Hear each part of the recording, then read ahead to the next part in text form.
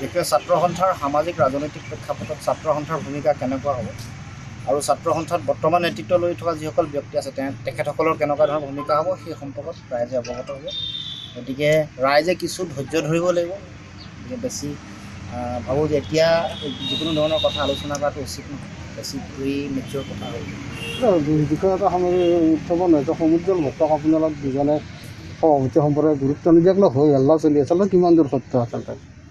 অসত্যৰ ভিত্তিহীন কথা। কোনোবা মানুহৰ প্ৰৰোচনাত পৰি এনেকুৱা ধৰণৰ কথা বতৰা, কোনোবা ৰাজনৈতিক ষড়যন্ত্ৰৰ বলি হৈ এনেকুৱা ধৰণৰ কথা বতৰা আৰম্ভ হৈছে। কাৰণ ছাত্ৰ সন্থাৰ মাজত, ছাত্ৰ সন্থা যিহেতু এটা গণতান্ত্ৰিক অনুষ্ঠান, ইয়াত সদৌ অসম ছাত্ৰ সন্থাৰ সাধাৰণ সম্পাদকৰ যিটো মৰ্যাদা, তৃণমূল পৰ্যায়ৰ কৰ্মকৰ্তাৰো একে মৰ্যাদা। ইয়াত কোনো এগৰাকী ব্যক্তিৰ মৰ্যাদা কেতিয়াও লাঘৱ নহয়, হানি নহয় আৰু সামূহিক সিদ্ধান্তৰ মাজেৰে ছাত্ৰ সন্থা পৰিচালিত হয়। ব্যক্তিকেন্দ্ৰিক চিন্তা চেতনা ছাত্ৰ সন্থাৰ মাজত কেতিয়াও নাই। আজিও ডেমক্ৰেচি, গণতন্ত্ৰ সেইকাৰণে জীয়াই আছে। কোনো এগৰাকী ব্যক্তি, সভাপতি, সম্পাদক, মুখ্য উপদেষ্টা কাৰো কথাৰ চিন্তাৰে আচলতে ছাত্ৰ সন্থা পৰিচালিত নহয়। ইয়াত কাৰ্যনিৰ্বাহক সভা, প্ৰতিনিধি সভা, সকলোৰে চিন্তা চৰ্চা বা সকলোৰে মত প্ৰকাশ কৰাৰ অধিকাৰ আছে। বিভিন্ন ধৰণৰ বিষয়ত আলোচনা বিলোচনা কৰাৰ সুযোগ আছে।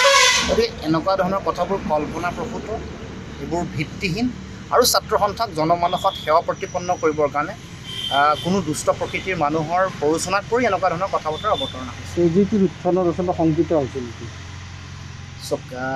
এইবোৰ অসমৰ জনগণে সিদ্ধান্ত গ্ৰহণ কৰিব। অসমৰ ৰাইজৰ ৰাজনৈতিক ভৱিষ্যত কি হ'ব ৰাইজে ঠিক কৰিব। গতিকে মই বিশেষ ক'ব খোজা নাই। ৰাইজেই যিহেতু গণতন্ত্ৰৰ প্ৰজা, ৰাইজে নিৰ্ধাৰণ কৰিব অসমৰ সমাজ জীৱনৰ ৰাজনৈতিক ভৱিষ্যত কি হ'ব, কাৰ হাতত খিলঞ্জীয়া মানুহৰ অধিকাৰ, তেওঁলোকৰ আত্মনিয়ন্ত্ৰণ সুৰক্ষিত হ'ব, এইটো কথা অসমৰ খিলঞ্জীয়া জনগণে, অসমৰ জনসাধাৰণে তেওঁলোকে সিদ্ধান্ত ল'ব, তেওঁলোকে নিশ্চিত কৰিব।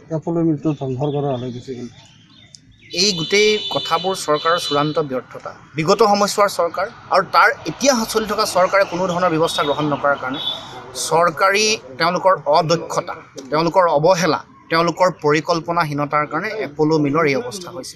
এই গোটেই কথাটোৱে চৰকাৰখন যে তেওঁলোক চূড়ান্তভাৱে ব্যৰ্থ হৈছে। বিগত যিখন চৰকাৰে এই মিলটো ধ্বংস কৰিলে আৰু যিসমূহ চৰকাৰে ইয়াক পুনৰুজ্জীৱিত কৰাত তেওঁলোকে চূড়ান্তভাৱে বিফল হ'ল, সেইসমূহ চৰকাৰ আজি এই মিলটোৰ এই অৱস্থাৰ কাৰণে জগৰীয়া।